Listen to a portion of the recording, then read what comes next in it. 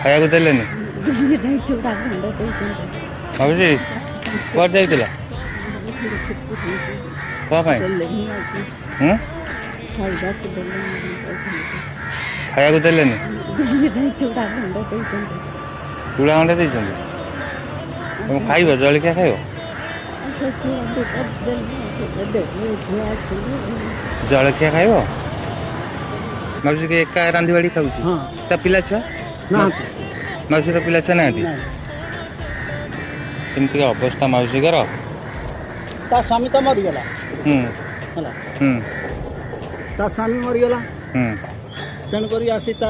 ଭାଇମାନଙ୍କ ପାଖରେ ପଡ଼ି ରହିଛି ମାଉସୀ ଲୋ ମାଉସୀ ଏବେ କ'ଣ ଖାଇବୁ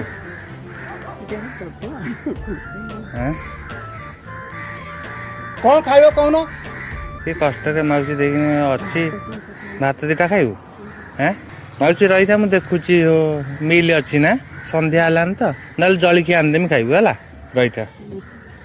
ମାଉସୀ ଏନେ ଭାତ ଅଛି ଆଉ ଡାଲମା ଅଛି ଖାଇଦେବୁ ଗରମ ଗରମ ଅଛି ଖାଇଦେବୁ